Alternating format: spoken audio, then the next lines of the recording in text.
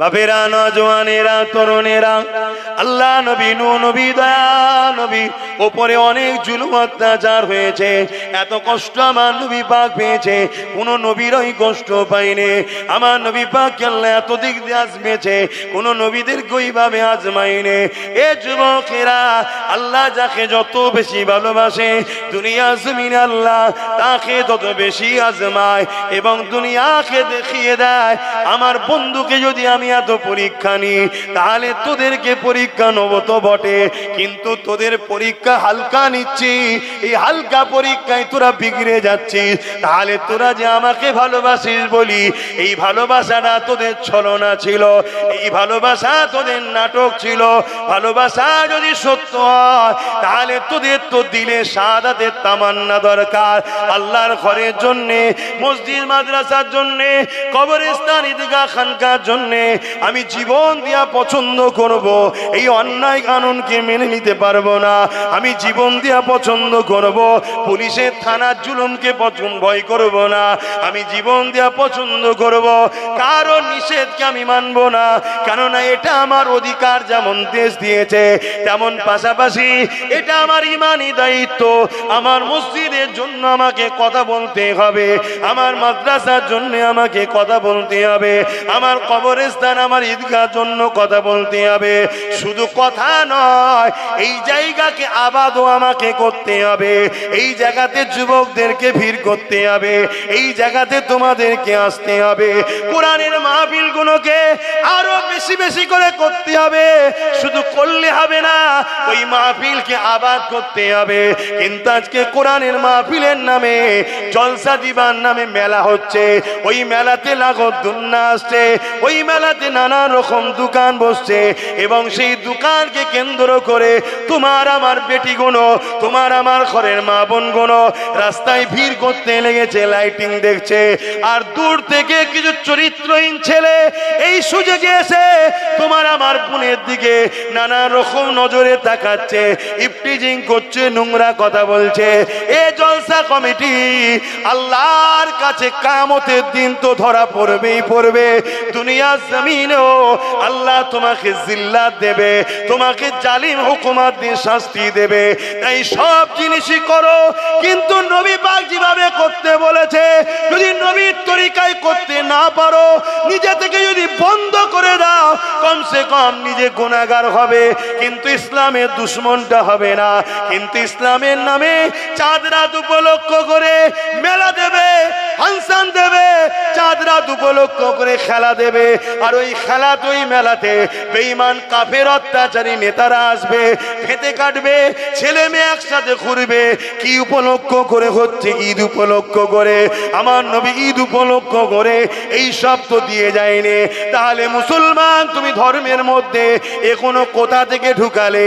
এই গাদ্দারি করার জন্য, ধর্মের সঙ্গে বিট্টিরে, ধর্মের সঙ্গে ধোঁকাবাজি, ধর্মের সঙ্গে ক্ষতি করার জন্য আল্লাহ যেমন ফিরাউনকে বসিয়েছে, আল্লাহ যেমন নমরুদকে বসিয়েছে, আল্লাহ যেমন আবু জেহেলকে বসিয়েছে, সেই আল্লাহ মুনাফিকদের করে শায়েস্তা করবে বলে আমার দেশে মোদিকে বসিয়ে দিয়েছে।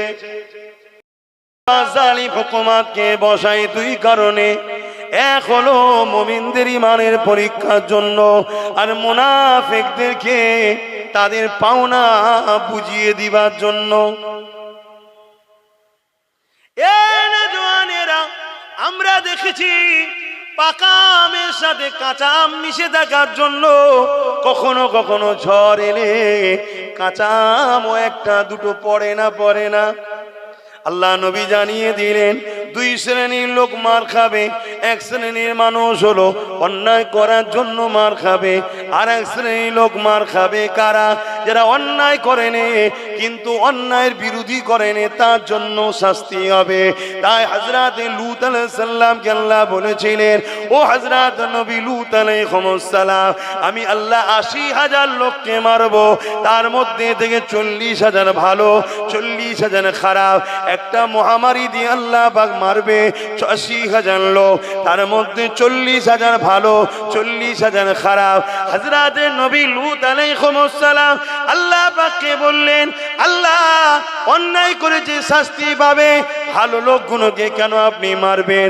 আমার আল্লাহ বা জানিয়ে দিলেন, ও হযরত নবী লূত, ভালো লোকগুলো খারাপ লোকের বিরোধী করে না, উপরন্তু তাদের সঙ্গে মেশে কেন? আমার উদ্দেশ্য একটাই, আল্লাহ নবীর সঙ্গে আপনাদের ঘরে জুড়ে দিবার চেষ্টা করছি আমি।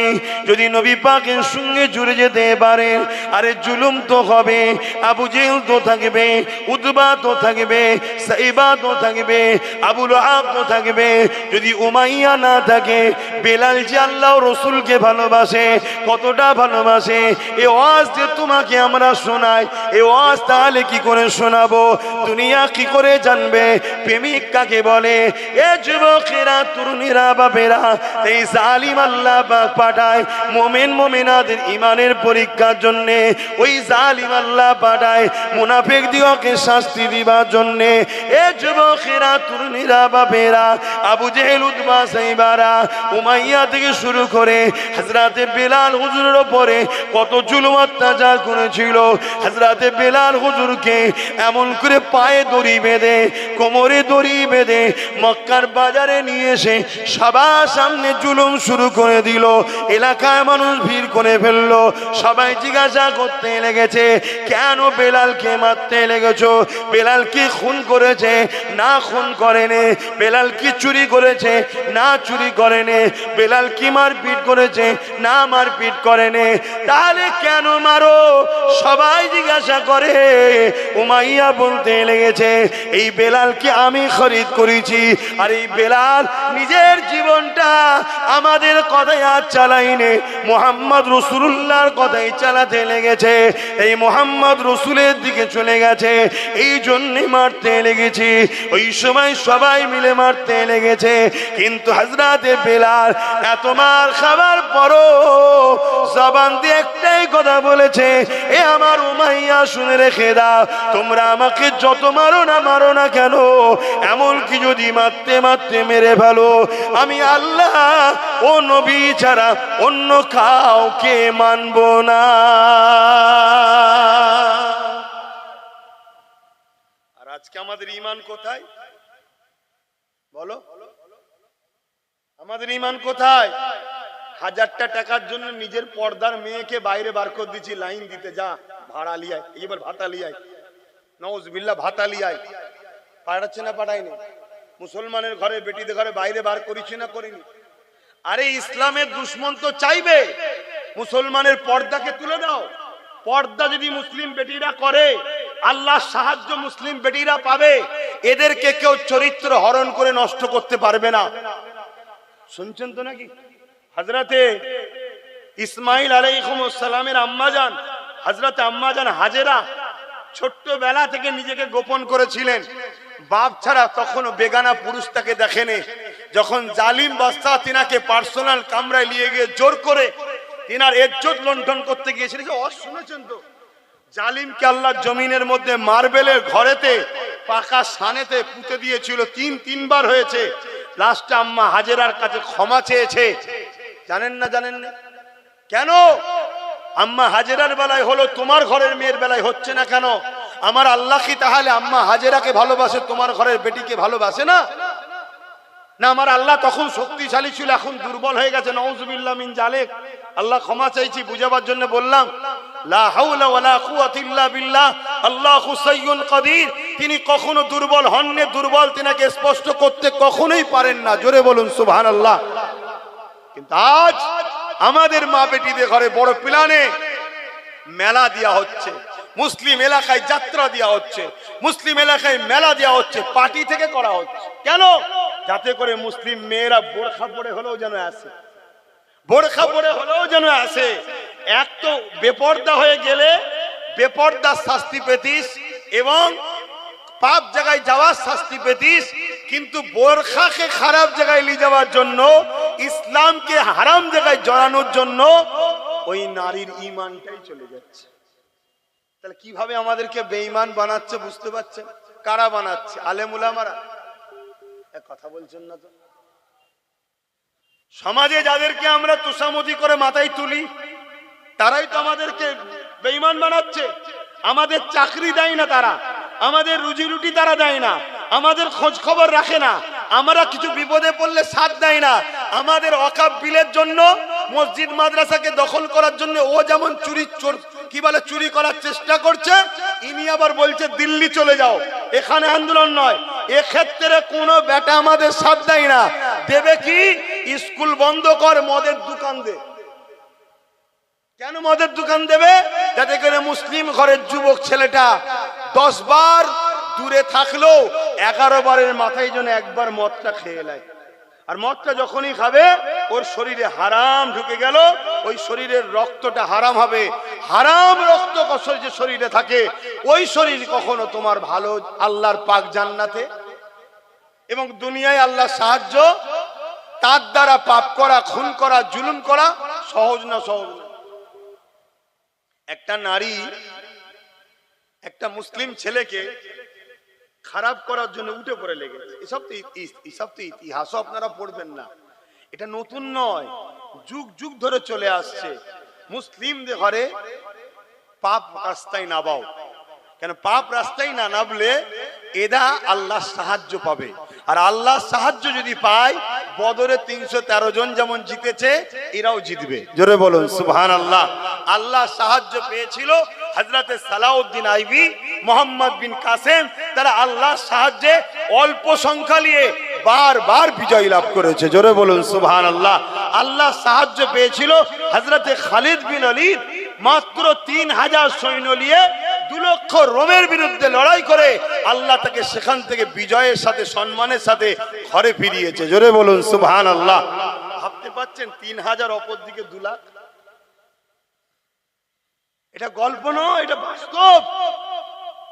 আমরা তো সবসময় ম্যান দেখি, আমরা নিজেরাই বলি আমরা কি করব, আমরা গুটি কত লোক, আমাদের কি হবে, আমাদের হাতে পুলিশ নেই, আমাদের হাতে এই নেই, আমাদের হাতে অস্ত্র নেই, আমাদের হাতে পয়সা নেই, বলি না বলি না? এইসব ইমানের দুর্বলের লক্ষণে গুণ। ইমানদার কখনো পয়সা দেখে না, ইমানদার কখনো পুলিশ প্রশাসন দেখে না। ইমানদার দেখে আমি নায়ের ওপরে আছি, আল্লাহ আমার সাথে আছে, চলো, আর কোনো কথা না, ব্যাস এটা দেখে। শুনছেন? পয়সা থাকলেই যদি কামিয়াবি হতো, বড় বড় সেলিব্রিটি যাদেরকে দুনিয়ায় বলে, খেলোয়াড় জগতে যাও, সিনেমা জগতে যাও, যে কোনো জগতে যাও, যাদের দুনিয়া বড় বড় সেলিব্রিটি বলে, তাদের একটা ছেলে দেখাতে পারবে তাদের মতো উপযুক্ত হতে পেরেছে? তাহলে পয়সা সমাধান নয়, সমাধান হলো তোমার আল্লাহর উপরে অগাধ ভরসা রাখতে হবে, ঈমান রাখতে হবে। অন্য কোন ধর্মের জাতি সে কিসের উপরে ভরসা করছো, তোমাকে আমাকে ডিপেন্ড করলে হবে না। তো ভাইয়েরা আমার, সর্বক্ষেত্রে রাসূলকে মডেল বানাতে হবে, তবেই কামিয়াবি, তবেই কামিয়াবি। হযরতে বেলাল হুজুরের উপরে কি অত্যাচার হয়েছে, কিন্তু তিনাকে আল্লাহ রাসূলের থেকে সরাতে পারেনি। আজ আমরা মুসলমান, সামান্য পয়সাতে আমরা বিক্রি হয়ে যাচ্ছি। মাফ করবেন, ব্যক্তিগত কাউকে আঘাত দিচ্ছি না। আমাদের সমাজের আলেম উলামা, মুফতি, ইমাম থেকে শুরু করে আজকে আমরা জালিম হুকুমতের কাছে বিক্রি হয়ে গেছি। এত বড় একটা গণতন্ত্র বিরোধী, সংবিধান বিরোধী কথা বললো যে বাংলায় আন্দোলন নয়, দিল্লি চলে যাও। কোন আলেম উলামা, ইমাম তার বিরুদ্ধে ওই জায়গায় দাঁড়িয়ে কথা বলতে পারলো না। পেরেছে? কেন পারেনি? কোথায় দুর্বল হচ্ছি বুঝতে পারছেন? এই জন্যই তো আমরা শেষ। আর এগুলো বলতে ইচ্ছা করে শুধুমাত্র টেস্ট করার জন্য, আমার গোলাম কত হয়েছে, আমার গোলাম কতটা হয়েছে। এদেরকে যে আগে গণহত্যা করব, তো গণহত্যার আগে একবার টেস্ট করতে হবে তো নাকি? হ্যাঁ, আমি বলে যাচ্ছি আপনাদেরকে, গণহত্যার প্ল্যান হচ্ছে, ওপেন বলে যাচ্ছি। আপনারা ঘুমান ঘুমান, কিন্তু আপনারা তো মরবেন মরবেন। আপনাদের ঘরে এই বাচ্চা কোনো জন্ম হওয়াটা আপনাদের কারণে এরাও মরবে। যেমন গত পরশুদিন দেখছিলাম 4 বছরে একটা বাচ্চা মেয়েকে 40 বছরের লোক রেপ করেছে। তার প্রচার প্রসার কোন মিডিয়াতে দেখতে পাচ্ছেন? কেন দেখতে পান না? 4 বছরের বাচ্চাটা হলো মুসলিম, আর যে রেপ করেছে সে অমুসলিম, তাই প্রচার হয়নি। অর্থাৎ তাদের ধারণা এটা ঠিক করেছে, অসুবিধা কিছু নেই, মুসলিম মেয়ে তো। তার মানে কি ইসলামকে কতটা ঘৃণা করে দেখুন, এরা কতটা জাহিলিয়াতের দিকে চলে গেছে যে একটা 4 বছরের বাচ্চা মেয়ের মধ্যে ও ধর্ম দেখছে। যেমন 7 বছরের কাশ্মীরের আসিফা 13 দিন ধরে মন্দিরের মধ্যে রেপ হলো। যারা রেপ করলো পরবর্তীতে বিজেপির লোকেরা, কেন্দ্রের লোক যারা, তারা কি করছে, তাকে ফুলের মালা দিয়ে সংবর্ধনা দিচ্ছে। তার মানে কি তুই 7 বছরের মেয়েকে রেপ করেছিস, ঠিক করেছিস, কেন মুসলমান? আর তাদের পিছনে আমার কম ছুটে বেড়ায়, তাদেরকে আমার কম সাপোর্ট করে, তাদেরকে নিয়ে আমার কম মাথায় তুলে হই হই করে। তাহলে এ জাতি ধ্বংস হবে না তো হবে কারা বাপ? এদের মসজিদ ভাঙবে না তো কাদের ভাঙবে বাপ? আমার অজে কি অসুবিধা হচ্ছে? যদি অসুবিধে না হয় তাহলে এইভাবে আর থেকো না, এরকম হও, এক মুঠো হও। আর এক মুঠো হবে, নেতৃত্ব তার মানবে যে তোমাকে রসুলের সঙ্গে জুড়তে চাইবে। যে রসুলের সঙ্গে জুড়তে চাই না তার নেতৃত্ব তুমি মেনো না। এবং এটাও শুনে রেখে দাও, রসুল পাক সাল্লাল্লাহু আলাইহি ওয়াসাল্লাম বলেছেন তোমরা কুরাইশের নেতৃত্ব মানবে। কার? কুরাইশের। এটাও শুনে রাখো। দাড়িওয়ালা টুপিওয়ালার অভাব নেই বাপ, মুফতি মৌলানার অভাব নেই, বক্তার অভাব নেই, কিন্তু মনে রাখবেন এজিদের দিকে 13,000 মুফতি মৌলানা আলেম ছিল। মাথায় ঢুকছে? এজিদের দিকে ছিল, আর ইমাম পাক মাত্র 72 জন ছিল। বেশি হওয়া মানেই যে হক হবে এমনটা নয়, হকের মাপকাঠি বেশি নয়, হকের মাপকাঠি দাড়ি টুপি, জুব্বা টুপি, দাড়ি হয় এগুলো নয়, এগুলো পরের সিমটম। প্রথম সিমটম হলো কি, ওর দিলে হুজুরের মহব্বত আদব আছে কি দেখ। শুনছেন তো? যদি হুজুরের মহব্বত আদব থাকে তার পিছনে শক্ত হয়ে দাঁড়াও। কেউ যদি তোমাকে সাহায্য না করে, সাহায্য করবে জিনার সাহায্য ছাড়া আমরা জিততে পারি না, কখনো কামিয়াবি হতে পারি না। আমরা তো নিজেরাই বলি আল্লাহর রহমত ছাড়া কামিয়াবি নাই, বলি না? বলি না? তা আল্লাহর রহমতটা কি? সূরা আম্বিয়ার মধ্যে আল্লাহ বলছেন ওয়ামা আরসালনাকা ইল্লা রাহমাতাল লিল আলামিন, আমার রহমত মুহাম্মদ সাল্লাল্লাহু আলাইহি ওয়াসাল্লাম, জোরে বলুন সুবহানাল্লাহ, তামাম আলমের জন্য যিনাকে রহমত করে পাঠিয়েছে। তাহলে রসুল ছাড়া বিজয় আছে? তাই তো বিজয় নেই আমাদের, তাই তো মার খাচ্ছি। আমাদের যুব সমাজের দিলে নবী কই? আমাদের যুবকরা জানে ওদের লিডারটা কে? ওরা সামান্য একটু কারো ক্ষমতা দেখলে তার পিছনে ছোটে, যে ক্ষমতার সঙ্গে একটু গা ভিসিয়ে চলতে হয়। তো ক্ষমতার সঙ্গে যদি গা ভেসিয়ে চলতে হয় তো মোহাম্মদ রসুলের ক্ষমতা জানো? মোহাম্মদ রসুলের ক্ষমতা কি? মোহাম্মদ রসুলের ইশারায় চাঁদটাও 2 টুকরো হয়েছে, জোরে বলুন সুবহানাল্লাহ। মোহাম্মদ রসুলের ক্ষমতা কি? মোহাম্মদ রসুলের ইশারাতে সূর্য পর্যন্ত দুপারা ফিরে এসেছে। আপনি বলবেন সেদিন ছিল এখনো নেই, না বন্ধু, মোহাম্মদ রসুলের ক্ষমতাটা কি শোনো। তার একটা জুতোর পায়ে, তিনার জুতোর পায়ের ধুলোরও উপযুক্ত আব্বাস সিদ্দিকী নয়, কিন্তু মোহাম্মদ রসুলের পক্ষে থাকার জন্য যখন ব্রিগেডে উঠছিলাম, যে ইতিহাস লোক দেখেছিল, আজ পর্যন্ত ইতিহাস ব্রিগেডের কখনো কেউ দেখেনি। এটা মোহাম্মদ রসুলের ক্ষমতা, জোরে বলুন সুবহানাল্লাহ, আরো জোরে বলুন সুবহানাল্লাহ।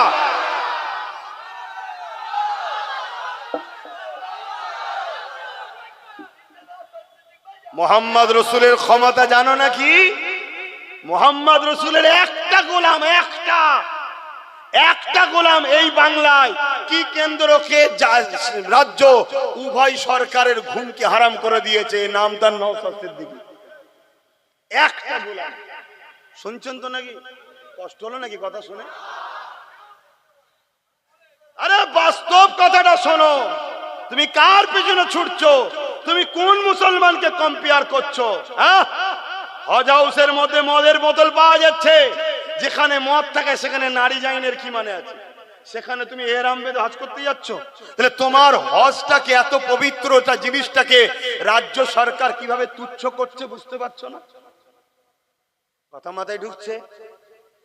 আমার কথায় আপনারা বেজার হচ্ছেন কেন? আমার মুসলমানের মধ্যে কিছু মুসলমান আছে কেন্দ্র সরকারের বিরুদ্ধে বলো, রাজ্যের বিরুদ্ধে বলা, তার মানে কি ও মূলত কেন্দ্র সরকারের বিরোধী, রাজ্য সরকারের দালাল। আর আমরা বলবো অন্যায়ের বিরুদ্ধে, সে কেন্দ্র হোক আর রাজ্য হোক আর আমেরিকা হোক আর প্যালেস্টাইন কি বলে ইসরায়েল হোক, অন্যায় যে করবে সে যদি আমার মায়ের পেটের ভাই নওশাদও যদি অন্যায় করে তার বিরুদ্ধে আব্বাসকে বলতে হবে, তবেই আব্বাস মোহাম্মদ রসুলের গোলাম হবে। যে আমার ভাই হয় ও অন্যায় করছে, করুক না, অন্যায় অন্যায়। শুনছেন না শোনেন না? তো ভাইরা আমার, এখনো সময় আছে, আমি আবার বলছি এখনো সময় আছে, পরিবর্তন হন, এখন অ্যাক্টিভ হন, একটাই কথা বলুন, আমরা কারো পক্ষে নয়, কারো বিরুদ্ধে নয়, যে আমাদের ভাগিদারি দেবে আমরা তার সাথে আছি। ভাগিদারি ভাড়া নয়, ভাতা নয়, দালালি নয়, পাওনার হিস্সা। শুনছেন তো নাকি? আমার কথায় কষ্ট পেয়েছেন? এই মসজিদকে যদি বাঁচাতে চান, এই মাদ্রাসাকে যদি বাঁচাতে চান, কবরস্থানকে যদি বাঁচাতে চান, আল্লাহ দ্বীনকে যদি মাথা তুলে পালন করতে চান, যারা বাধা হয়ে দাঁড়িয়েছে মসজিদের বিরুদ্ধে, মাদ্রাসার বিরুদ্ধে, কবরস্থানের বিরুদ্ধে, আল্লাহ দ্বীনের বিরুদ্ধে, এ যুবকেরা 10 দিন 12 দিন ধরে রাস্তা আটকে বিভিন্ন ধর্মের মানুষেরা ধর্মীয় কাজ করছে। হ্যাঁ, দেশ সবাই করবে, তার বেলায় কোনো আপত্তি নাই। 5 মিনিটের নামাজের জন্য রাস্তার উপরে দাঁড়ালে যারা ফাইন করবে বলছে, এই ক্ষমতা তারা কোথা থেকে পেল? জলসা করতে গেলে বলছে পারমিশন দেব না, জলসা করতে দেব না, দিনের আলোচনা করতে দেব না। এই প্রশাসন এই কথাটা বলছে, এই ক্ষমতাটা পেল কোথা থেকে? তোমাকে আমাকে ভাবতে হবে, এই পাওয়ারটার নাম হলো রাজ পাওয়ার। তাদের কাছে রাজ পাওয়ার আছে, এই ক্ষমতা দিয়ে আমার মসজিদের বিরুদ্ধে আইন করেছে, রাজ পাওয়ার আছে, কবরস্থানের বিরুদ্ধে আইন করেছে, রাজ পাওয়ার আছে, তাই তারা এমন করে মাদ্রাসাকে মিটাতে চাইছে। আজকে সুপ্রিম কোর্টে কেস চলছে, তাই তো নাকি? আবার এই কেস নিয়েও কত নাটক হচ্ছে জানেন? আমি হাসবো না কাঁদবো?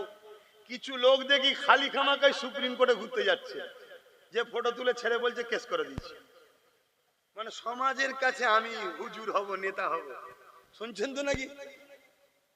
অথচ নেটে সার্চ করো, ওয়েবসাইট আছে, সুপ্রিম কোর্ট ওয়েবসাইট আছে, ওয়েবসাইটে সার্চ করো, তাদের নাম নেই। তাহলে এটা 2 নম্বরই তো।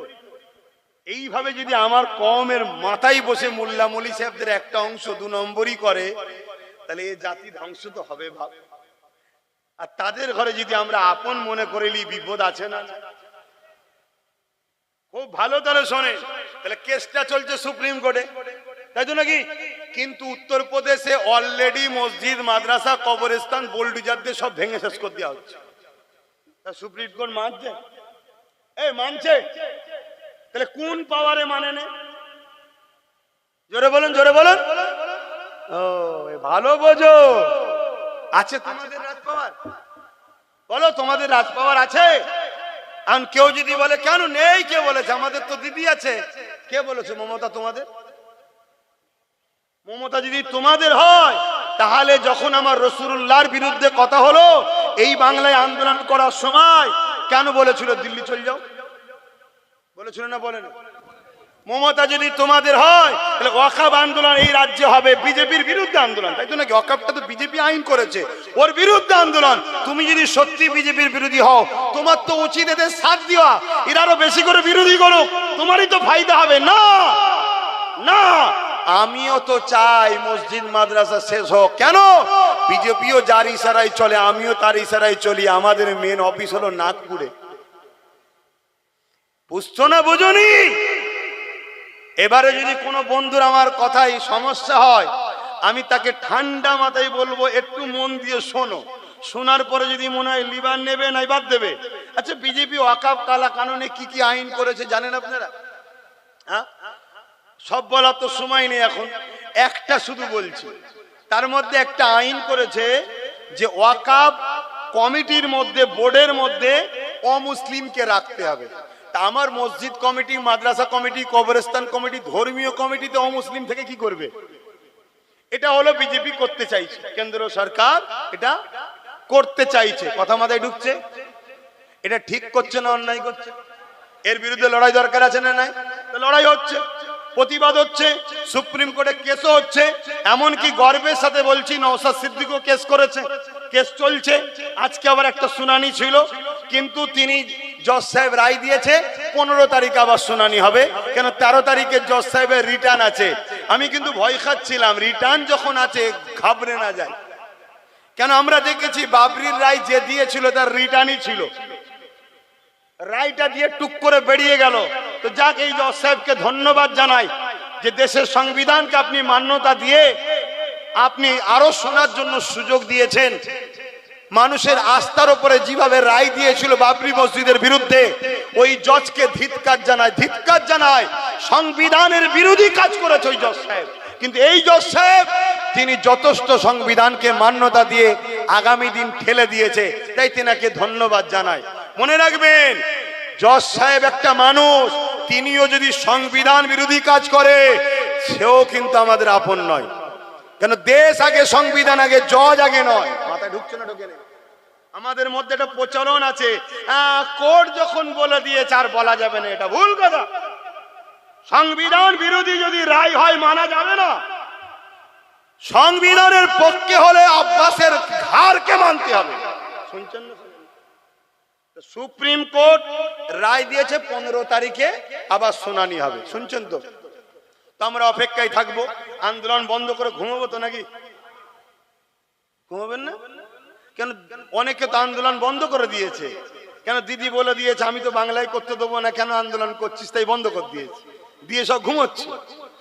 ঘুমলে হবে, আন্দোলন বাড়াতে হবে। আর আহলে সুন্নাত ওয়াল জামাতের ছেলেরা আন্দোলন করতে যাচ্ছে, প্রশাসন গাড়ি ভর্তি লোক নিয়েছে, বন্ধ করে দিচ্ছে। কেন? আমি তো রোডে আন্দোলন করিনি, আমার ছেলেদেরকে বলেছি রোডে নয়। কেন? রোড সবাই যাতায়াত করছে, যারা যাতায়াত করছে তারা কি আইনটা তৈরি করেছে নাকি? আমাদের লড়াই কি হিন্দুদের বিরুদ্ধে, আদিবাসী সাঁওতাল বাগদি কোনো মানুষের বিরুদ্ধে না? আমাদের লড়াই কেন্দ্রের জালিম সরকার যে বিল করেছে তার বিরুদ্ধে, ঠিক তো নাকি? কেন? সে বিলটা করেছে এক ধর্মের বিরুদ্ধে, দ্বিতীয় হলো সংবিধান বিরোধী আইন তৈরি করেছে। অতএব আমার দেশের সংবিধানকে যে মানবে না, সে দেশের মাথায় বসে আছে, তো কি হয়েছে? তার বিরুদ্ধে আমরা বিরোধী করব, ঠিক না বেটি? কেন? দেশ আছে, সংবিধান আগে, দেশের প্রধানমন্ত্রী আগে নয়। প্রধানমন্ত্রী কত এসছে, মরে গেছে, কত চলে গেছে, এ বেটা আছে, কাল চলে যাবে, অন্য কেউ বসবে। কিন্তু দেশ ভারতবর্ষ চলবে ডক্টর বাবা সাহেব আম্বেদকরের লিখে যাওয়া সংবিধান। এই দুটোর বাইরে সে প্রধানমন্ত্রী হোক আর সিএম হোক, জেলার সাহেব হোক, অন্যায় করলে তার বিরুদ্ধে কথা বলতে হবে। এর নাম হলো ভারতীয়, এর নাম হলো দেশপ্রেমিক। বলবেন না? বলবেন না? তাহলে কি আইন করতে চাইছে? অমুসলিমকে ঢুকাতে হবে। মন দিয়ে শোনেন। আচ্ছা বলুন তো ভাই, মুসলমানদের ওয়াকফ সম্পদ আছে, হিন্দু ভাইদের কি কোনো ধর্মীয় সম্পদ নাই? আছে, দেবত্ব সম্পদ। এটা হিন্দু ভাইদের বুঝানো দরকার আছে না নাই? আপনাদের ঘরেই বুঝাতে হবে যে ভাই এটা শুধু আমাদের ব্যাপার নয়, এটা সবার ব্যাপার। কেন? আপনারা জানেন 2023-এ আদিবাসীদের জল জঙ্গলের সম্পদকে কেন্দ্র সরকার কেড়ে নিয়েছে। 2025-এ আমাদের সম্পদের বিরুদ্ধে আইন তৈরি করেছে। তা 2000 এর পরে দেবত্ব সম্পদের উপরে হাত দেবেন, এর কি মানে আছে? অতএব আসুন আমরা সবাই এক হয়ে আন্দোলন করি। এটা সর্বধর্মের মানুষকে বুঝাতে হবে। এবং এই আইনটা সংবিধানের বিরুদ্ধে। কেন? আইনে আছে যে ধর্মের মানুষ সে ধর্মের সম্পদের কমিটির রক্ষণাবেক্ষণ তারা হবে, এটা হচ্ছে আইন।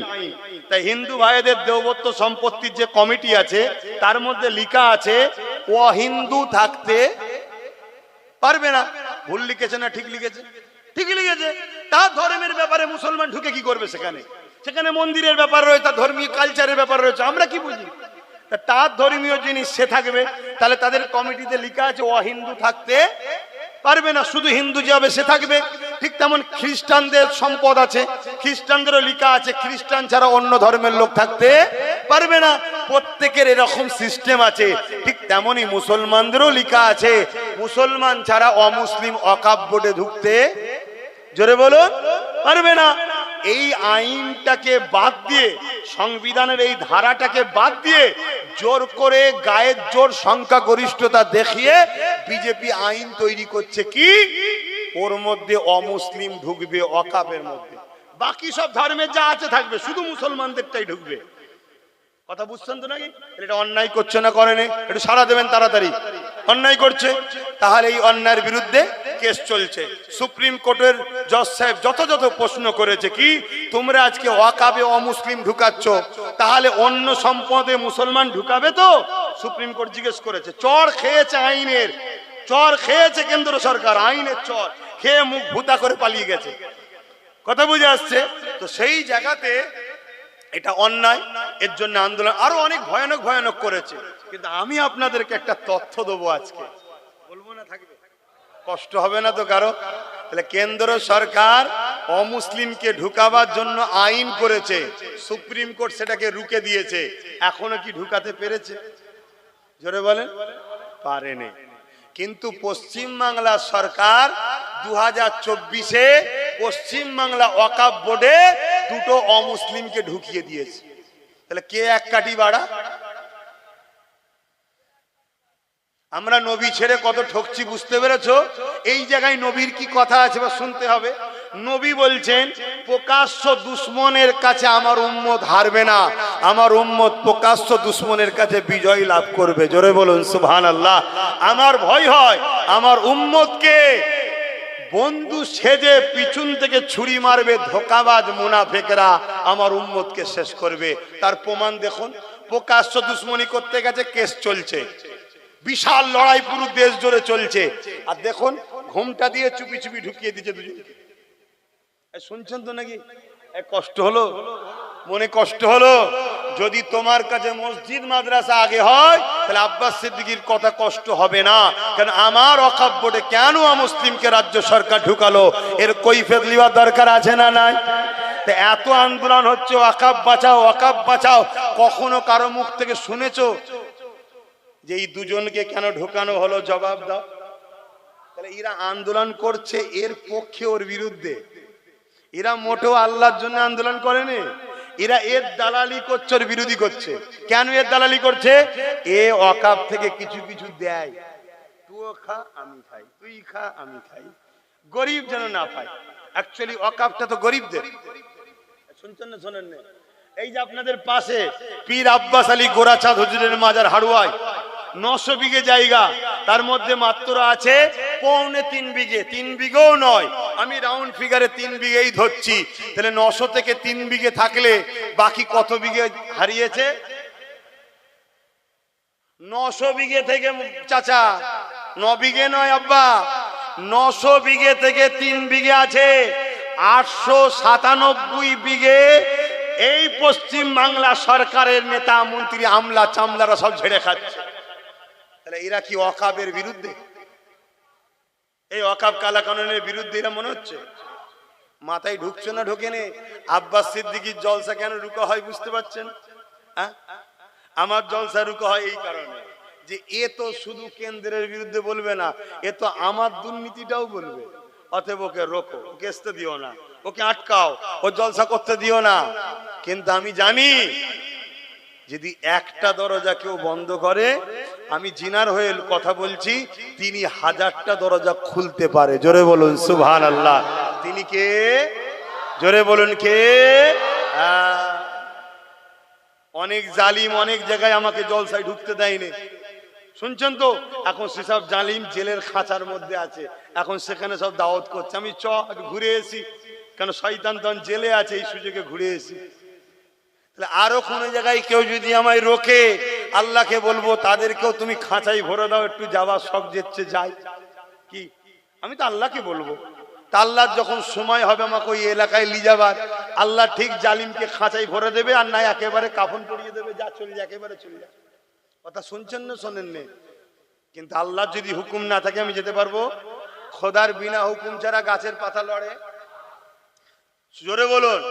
তা খোদার বিনা হুকুম ছাড়া যদি গাছের পাতা না লড়ে, তাহলে মিশরে ফেরাউনকে রাজা বানিয়েছিল কে?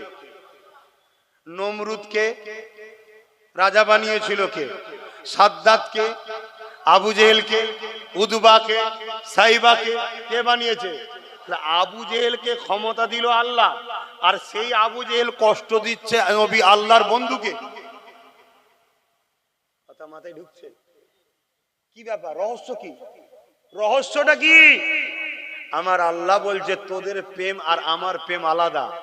আমি যাকে যত ভালোবাসি দুনিয়া তার জন্য তত কঠিন পরীক্ষা নিই। জোরে বলুন সুবহানাল্লাহ। এটা আমার প্রেমিকদের সাথে আমি ব্যবহার করি।